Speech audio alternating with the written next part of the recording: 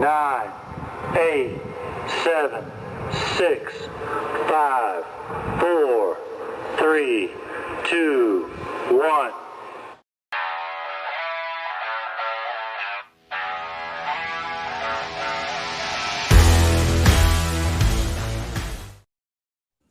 Welcome to the episode of the Popcorn People Podcast. I am your host, Ricky Valero. On today's episode, we are going to continue our breakdowns of House of the Dragon. We're going to talk about the brand new Twisters movie that is blowing the box office away. And then we're going to finish it off with our most disappointing movies of 2024 so far. I am joined by my partner here, Mr. Dom Fisher. How are you, bud? What's popping kernels? Man, look, just like every other weekend, it's too fucking short. I try to maximize as much good times and freedom as possible, and it's just never long enough. But I told Rick before we started recording that I had a pretty good Saturday because, you know, as physical media is still slowly coming to a halt, I shout out to The Great Escape having a cool little sale. I picked up 46 DVDs for like $12. Some classics in there, some Oscar-nominated films, some beloved ones. So, and then we did some school shopping too. So it was an eventful, pretty good Saturday. And today was, it's about cleaning. It's Sunday, and the whole day you're like, oh no, I have to work tomorrow. But other than that, we good. We get over here. Yeah, I mean, it's crazy to me to think that we're always just vibing here with the. It's like, all right, you wake up and it's already Sunday. You know what I mean? Like, it's like, what are we doing here, man? Like, I don't understand it. It makes me so angry. But yeah, nonetheless, very excited to talk about some stuff here today. We're going to give some brief thoughts on the House of the Dragon episode before we dive into our Twisters review, which we're on the two opposite ends of the spectrum when it comes to that. But I figured what perfect way to kind of end the show than talk about our most disappointing films of 2024 so far. We're actually through the halfway mark, a little bit over the halfway mark, but we've seen a lot of films, and I figured what better way to talk about some of those than, talk about some disappointing films. We're on the back end of what should be an eventful year. Of course, this coming up week, we have the big release of Deadpool versus Wolverine, which I'm like lukewarm excited about, I think. I've been waiting for this movie for a while. Deadpool, Wolverine, love them. I'm so tired of them like drowning us in promo. Like I get it. I feel like you didn't have to do that much. Because two of the biggest heroes / anti-heroes of all time in the movie together, you don't got to do too much, but it's been trailer after trailer after spot after spot after ad. And I get it. I get it, but it's like, you're knocking me over the head with it. I feel like I'm seeing a little too much. We've heard from others that have seen the first 35 minutes that is fantastic, but it's just like, just don't give us no more. Just let me see the movie. I'm just tired of talking about, because the thing about it is, what made it worse is like Twitter had like pictures on the set every 5 minutes, and it's like, come on guys, we get the point. But without further ado, this week's episode of House of the Dragon, we saw I would say a lot of moving pieces, right? I wouldn't say there was a lot of moving pieces, but I will say there's still kind of that jockeying for position. I will say this, that I think personally, I feel like this was Emma Darcy's best episode to date. I felt like they continue to showcase their ability to really not just act. I mean, we've seen them act time and time again throughout this entire season, but this was a showcase for that character. Rhaenyra is fighting the battle of what could be seen replicated in society even as early as of today, of a woman trying to take charge and very many men around them trying to stop them. And Darcy just has this demeanor about them that really blows you away. that you can't help but be wrapped up in this character and the emotions and everything that they're going through. And Arcee just, to me, just shined throughout this episode. Would you agree with that? Yeah, I seeing that mental struggle of like she really wants to do the right thing, but she also knows that like she has people counting on her. She needs to regain her seat on the throne, but like war shouldn't be the way to do it because hundreds, thousands, if not more, are going to be lost. And she also realizes like maybe I have to put myself in the driver's seat instead of sitting back and feeling protected, because she wants to prove that, for one, I deserve to be your queen, but also like I'm capable. Not just that I was given this, but I'm capable of doing it. And you can see the mental gymnastics all throughout the episode. Yeah, I totally agree. It kind of blew me away. I just think their performances just knocked me out of the ballpark. And obviously, we'll kind of break it down with each side of the house, I guess you could say. You know what I mean? Yeah. On the other side of the house, we saw Prince Aemon, which we haven't really heard the transition. Still, people calling him Prince, not really calling him quite King yet. But Prince Aemon, King Aemon, however you want to look at it, still hasn't kind of been out there. But basically what he's trying to do is obviously he's trying to get him try to get over to Harrenhal and stuff like that. However, the big thing that happened in this episode is we did see what I thought was a hilarious moment where he and Lars Strong are having the conversation about naming the man of the hand of the king. And he tells Lars he's going to put it in his hands. And Lars just takes it as, oh, like you're talking, I'm going to be. He's like, no. Fake humble. Fake humble. He's like, oh, I never thought I could be that.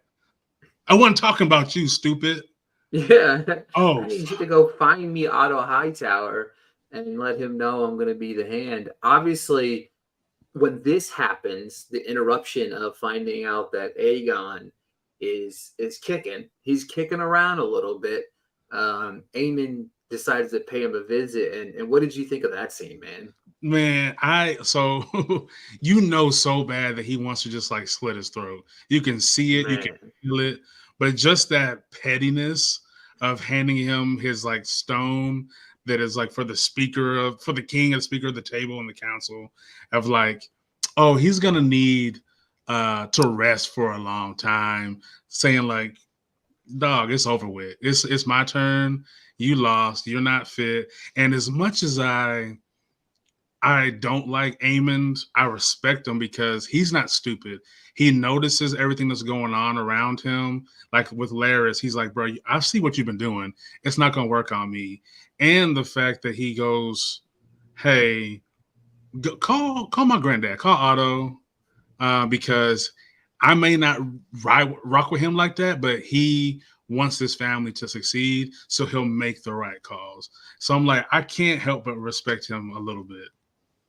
Yeah, yeah, exactly. I mean, my thing is my big thing with them is that I'm really enjoying Aemon. I love his character. I love what he's doing. I love the direction of which we see him move because I feel like he moves with assertiveness.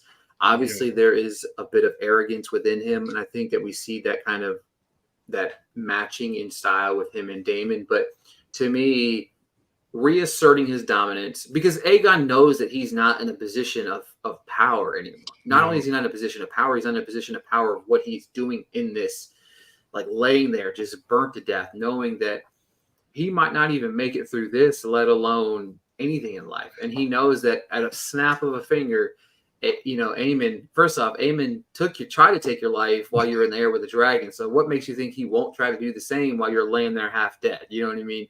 So that really impressed me with that entire scene. And again, and he's smart too. I think Aegon, he's like, I don't remember anything. He said it twice. Yeah. Clearly he remembers what the fuck happened, but he's like, bro, I don't, for sure. I don't know, bro.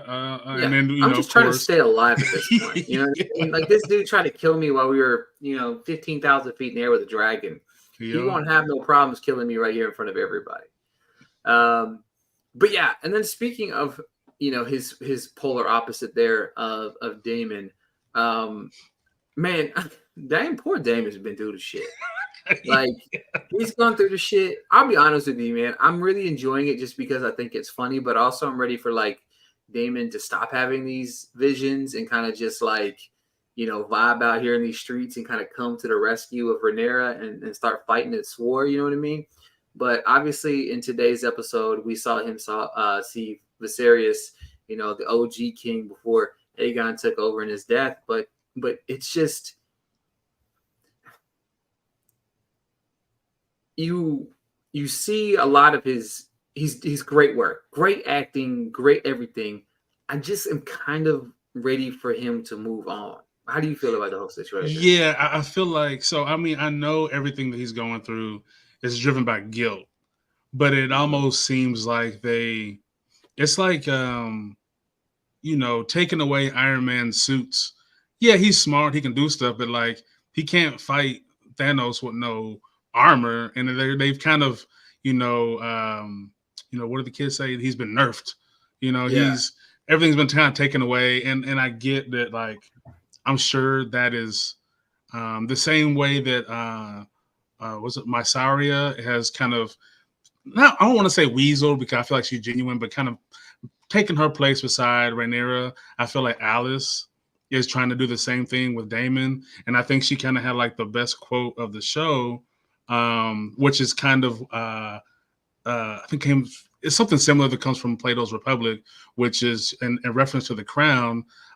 Maybe those who strive for it are not fit to wear it, essentially, because he's complaining like she didn't even want it, and she's like, maybe that's why she's better suited, bro. Like people who want power, we see in real life and on these shows, like those who want the power usually are not in it for doing the right thing, and eventually you get offed in the worst way possible. And maybe she's trying to show Daemon the error of his ways because she knows that he can be a great king, but if you keep acting the way you're acting, you ain't gonna live very long to do it. Yeah, exactly, and I think that's a great way to put it because he's just basically trying to do too much. You know what I mean? Yeah. Like that's we're amidst a war. A war is about to happen and continue, or it already started, but it is going to continue to happen. There's not going to be land for you to be king of if you don't get your shit together. You know what I mean? Like there's not going to be anything to be a king of. But yeah, and then of course the big thing that happens entire the episode. Obviously, the goal is to get some sort of heritage, some lineage to ride these dragons into war. And Sea Smoke wasn't having it early on in the episode. He put all that dude. What's his name? I just saw his name. Oh, Sir Stefan. Stefan. Yeah, Stefan there, man. He put him down. I mean, played with his ass. He took too long. Man, he played with his ass. Sea Smoke was like, all right, bro, come on. Like, bro, come on. Hurry. I put my shoulder down and everything. Yeah. And I don't know if you get the same thing, but Sea Smoke looks like Blue from Jurassic World. Same 100%. Kind of mannerism, same like, nah, you can get close, but I'm gonna fuck you up. You get too exactly. But then of course we see, we start to see things kind of break down. We get we get an interesting scene between Meleys and Rhaenyra where these two share a passionate kiss, which was definitely interesting. However, it's interrupted with the guards storming in and informing the queen that they believe that Sea Smoke has found a rider, which is Adam Valerian. Valerian? Yeah, Valerian. I think it's technically Adam Holt or something like that. Yeah. Right, yeah, but he's really of Valerian family. He's the bastard child of Corlys. And I love how that scene of his brother Alan, you can see the white hair growing, but since he's kind of like, you don't claim me, I don't claim you, he's like shaving it off. I'm like, dude, that's such a good fucking scene. Because it's so subtle, because you don't see it at first, and then do that quick overview, and you see like, oh, he's shaving off them white hairs, and his brother's like, bro, accept this shit, dog. We in there. We done made it. We got the lottery ticket, and you trying to throw it away. Exactly. And now, of course, Adam has his own lottery ticket now with being the one that Sea Smoke has decided to allow to ride him, basically. You know what I mean? Like it's a privilege and a lineage of things. So that's definitely a good thing on the side of Rhaenyra and her squad as they have tried to find somebody, and it wasn't working the way they wanted to. And Sea Smoke was like, you know what? If you guys can't find somebody for for, if you guys can't put somebody in place to ride me, I'm gonna go find my own people. You know what I mean? And I think to me, what always captivates me when it's Game of Thrones or House of Dragons is you get to see these dragons. They're actually smart. You know what I mean? They're actually, like, this dragon had to go out into the world and he went out into the world and found this one person in the mix of this world and found them, hunted them down, chased them down, only to make them realize, no, I'm not trying to kill you. I'm trying to, you know what I mean? Like, I want you to be part of this world with me. And I think that's the duality of being part of that house. So, like Alice said, you may be better suited to lead if you don't want the power. But when you're with a dragon that wields so much power, the dragon wants confidence and a sense of like duty. And Stefan was like, I don't deserve this. I don't know about this. And Dragon was like, oh, he pussy dog. Like, I'm sorry. You ain't fit to be on my back. And Adam this whole time has been like, no, we belong at the right hand men beside Corlys, and he gets rewarded for wanting to do his job essentially. Yeah, exactly. I agree 100%. And Seasmoke looks cool as shit. Oh, dude, 100% at every turn here. So, all right, folks, that's it. I really like this episode. We only have 2 episodes left. That's really the downside of this entire thing. We only have 2 episodes left, but that being said, we're going to flip on over and put our movie/review caps on, and let's talk about the latest in the world of Glen Powell.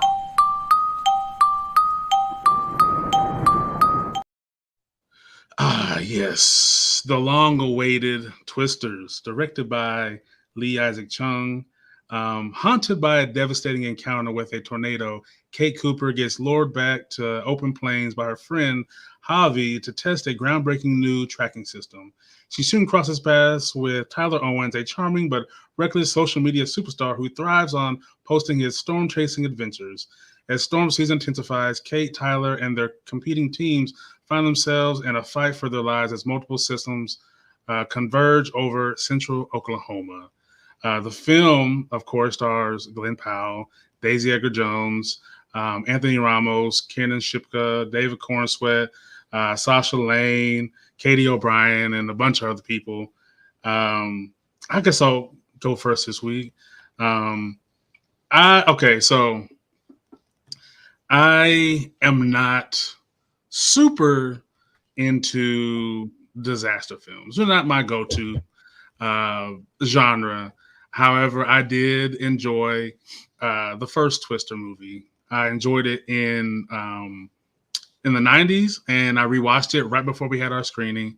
Still enjoyed the movie because of the chemistry between Bill Paxton, Helen Hunt. That was really good, great, and I think that's kind of what made the movie, along with all the tornadoes that take place.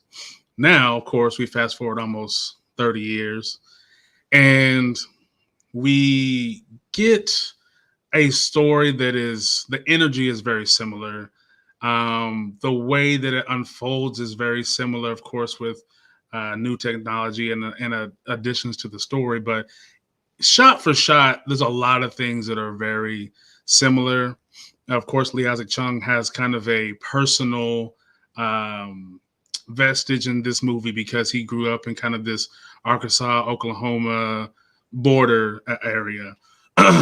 And us being in Nashville with a newly shifted Tornado Alley, we are very familiar with this kind of scenario. We see tornadoes. We've seen, as of the screening, it's been 1 touchdown every month of this year in Tennessee. Now, were the performances good? Yeah. The trio of Ramos, Powell, and Edgar Jones is really cool. You kind of have this weird love triangle but the love is not always romantic. Ramos and Edgar Jones's characters, best friends, and then of course Glen Powell's character, he's kind of like, oh, do I like her? I think I do. She has spunk and riz, But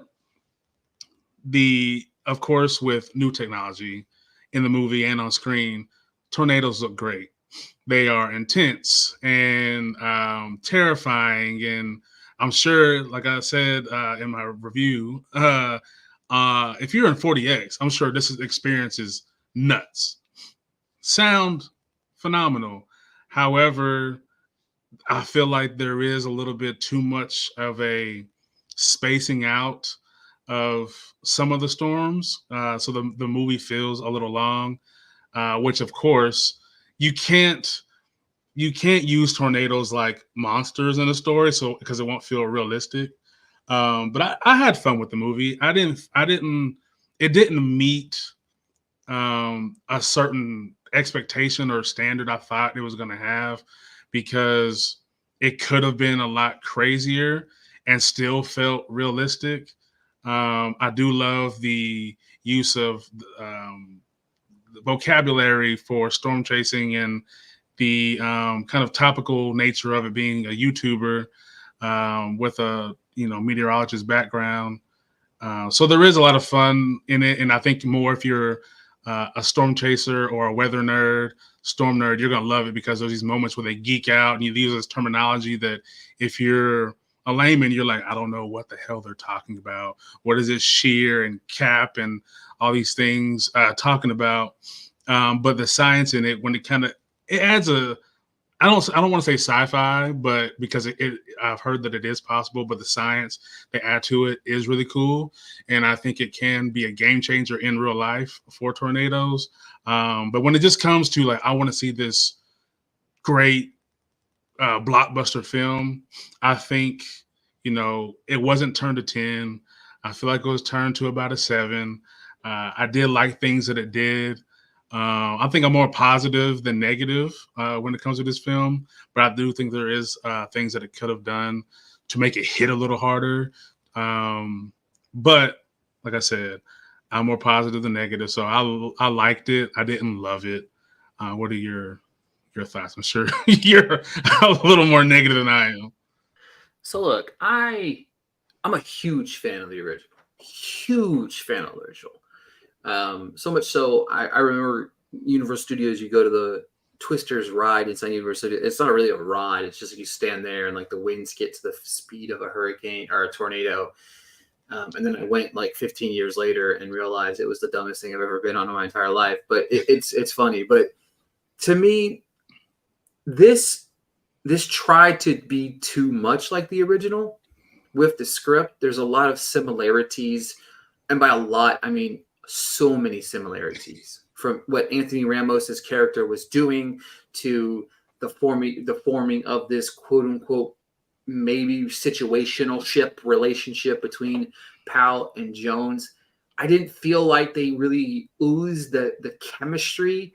I felt like between the two of them, I really felt like there needed to be this somewhat sexual tension that was really lacking, that makes you like, I fucking hate you, but I kind of want you type of thing. It was just like I don't like you, but I respect you. And it really felt like a brother sister, you know what I mean? Like battle amongst each other. And that's why it just didn't work. It was too long at first. That to me irritated me that this was sitting at 2 hours. This movie should have been an hour 30 easily. And I know we all like Glenn Powell, and I'm not saying I don't like Glenn Powell, but my fear with Glenn Powell is I feel like he can be a good actor, but I feel like the way that he's going right now, he leans into the idea of being the movie star, which we're starting to see, I think, Glenn Powell form the same character in almost every movie, but just in a different way. I feel like he was playing this character as like one of the characters from Hitman. You know what I mean? Like it could have been a variation of this character built in that he was just having to play to figure out some shit. You know what I mean? I felt like the battle between Glenn Powell and Anthony Ramos was very weird, because you're right. Like you got this weird vibe, like after these people died, that Ramos kind of had a crush on Daisy Edgar Jones. Like you said, it was just a weird weird. Like she was totally like friend zoned, but he was kind of that creepy guy that didn't understand that he was friend zoned. And that to me was very frustrating. I don't know. I wish we would have seen more Twisters. I do think that there was some elements. The reason I'm not like super, well, I think I gave it 1.5 out of 5 stars, but I'm basically the 1.5 was earned from some of the cooler moments. I did like the idea of shooting fireworks into a Twister. I thought that was creative. It was stupid, but it was blockbustery. I think the only thing that I think the negative that I wish that I could have been a positive was the theater we saw it in. I don't think it wasn't a great theater, and it wasn't a great sounding theater. And I think that kind of took away from the experience. I do think that it needs to be seen. I'm glad it's doing well at the box office. That's one thing that I don't think people understand about me is like, just because I didn't like a film doesn't mean I want it to bomb at the box office. I'm so happy to see Long Legs do great at the box office. I'm so happy to see Twisters do $80 million this past weekend. That's massive. You know, they were projecting 45 to 50. It hits 80 million. Like 2 months ago, everybody was talking about how the blockbuster or theaters are dead forever. You know what I mean? Yeah. Like here we are with every movie overperforming week after week after week. And we're about to come up on the next $1 billion movie. You know what I mean? Like, you know, Deadpool Wolverine's going to probably do 200 million this weekend. You know what I mean? So to me, it was just a letdown. Like this was, and obviously it'll be on my list here in a few minutes, but it just was a letdown to me because I was very, very excited about Twisters, and it just felt like a monumental letdown. I was hoping that like it preaches itself as a standalone sequel, but to me this just felt like a remake, and that to me bothers me. I had a buddy reach out to me after I had posted my review on TikTok or Instagram, one of the two, and he said the same thing. He was like, he's like, I wanted to like it, but like, it felt like it should have been called something else. Shout out to my homie Ian. Yeah, he was like, man, I feel like it should have been called something else. And I was like, yeah, it is kind of weird that they did it the way they did. And I think the funniest part of the movie for me, because the movie has some laughs, the funniest part for me is the thirst trapping with Glenn Powell. And this is a bit of a spoiler, and I don't care because I have to say it because it's so funny to me. He has a white shirt on. It's raining. He goes to put on his cowboy hat all slow. He's walking in the rain. Nipples are hard. He's holding a jacket. He could have put the jacket on, but they were like, nah, we need that Powell thirst. You know, we got to have something that can be memed up later, turned to a GIF. Like, I found that so funny. I couldn't stop thinking about it. I was like, he's holding a jacket. But instead we need the, look at my pecs and my nipples. Oh, it's so funny. But I get it. Glenn Powell is a gorgeous person. It was just funny to me. I'm like, bro, you're holding a jacket. You could put a jacket on. Yeah, exactly. Exactly.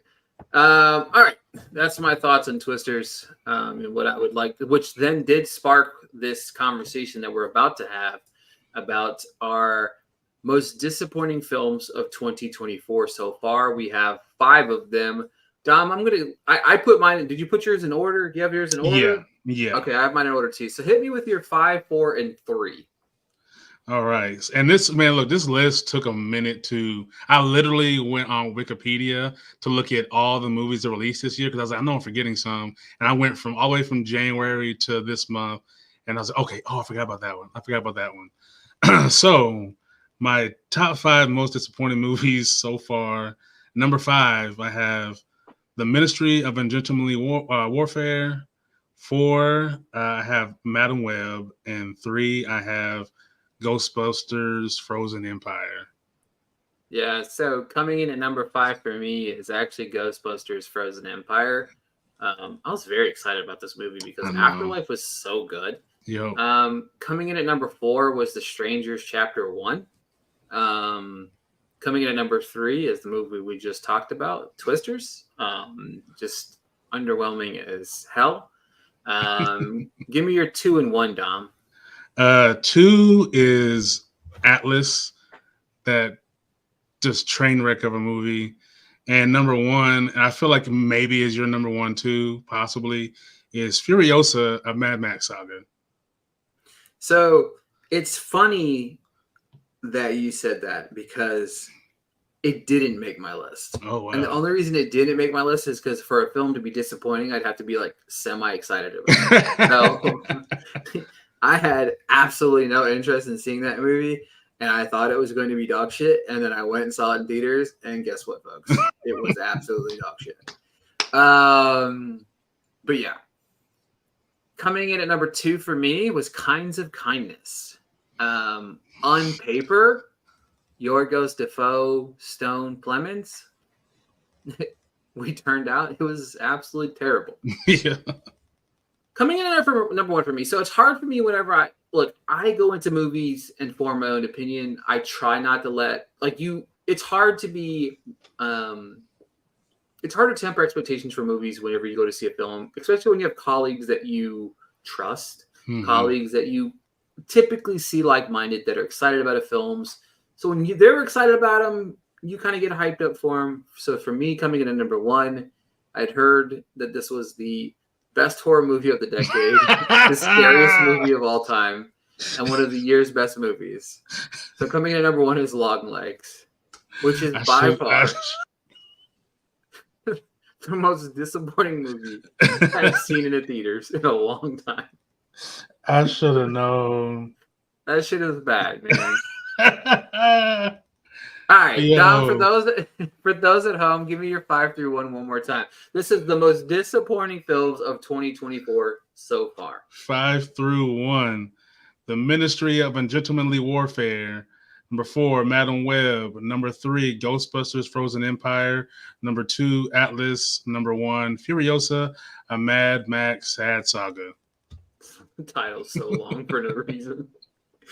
Coming in at number 5 for me, Ghostbusters Frozen Empire. Coming in at number 4, The Strangers Chapter 1. Coming in at number 3, Twisters. Coming in at number 2, Kinds of Kindness. And then number 1, the most terrifying movie of all time because it was so boring, and that is Long Legs. Yeah, it's crazy to me because I literally went through a list of my movies, and I was looking at them, and I was like, golly, there's been quite a few movies that I was kind of low-key excited about that really just turned out awful. I didn't get the hype of Late Night with the Devil. I hated that movie. Let's see here. Furiosa is on my top 10 disappointing movies of the year, but top 10. But the Watchers was another movie I was actually really excited about. The Watchers, and didn't love that at all. I had Unfrosted on mine because I thought Unfrosted was going to be I thought it was going to be like the Hot Cheetos joint, and it was toilet water. Yeah, I actually really loved that damn Hot Cheetos movie, man. Yeah, I enjoyed that actually quite a bit. But yeah, that's it for this week's episode of the Popcorn People podcast. Next weekend, we have a little-known independent movie we'll talk about called Deadpool versus Wolverine. I'm probably going to be going to see it Thursday night. So pretty excited about that. Dom, any parting words for the audiences before we go? No, well, I will leave them with a question.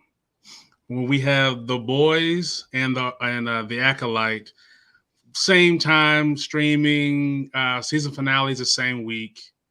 Which season finale did you favor, and which characters were the standouts in these seasons that made the season for you? Great question, because I'm going to list mine real quick. I don't know. I haven't seen it. Deadpool, or what is that guy? What's the main guy's name? I forget his name. Is the who Butcher in The Boys, or Homelander is the bad guy, or it depends on how you watch it. What is the first season? What was that? There was a dude I really liked, and then the girl. There was a blonde girl. She's still on there. Starlight, yeah. Yeah, she any better? Yeah, I mean her story arc is really good in this season. Oh. I think she has the story arc in the season. Okay. And what about what's that black dude's name? I really liked him too. Is he still alive? Mother's Milk. Yeah. Yeah. He in charge now. Okay. All right. Yeah. All right. Yeah. Maybe I'll watch it one day. With the best hip hop shirts you've ever seen. Every episode he got new. It's dope. I love that. That's his, like, even though he's not a superhero, that's his uniform. He's got a hip hop shirt for every single day of the week, and no repeats. All right, this is a follow-up question to Dom's follow-up question. If you watch this podcast, do you want Dom and I to do a boys recap show? Where we go back to season 1 and we watch each episode each week and we recap the show. Let us know, because then that'll be the only way Dom will get me to watch this show. So, but that is it for this week's episode of the Popcorn People Podcast. We will talk to you guys next week.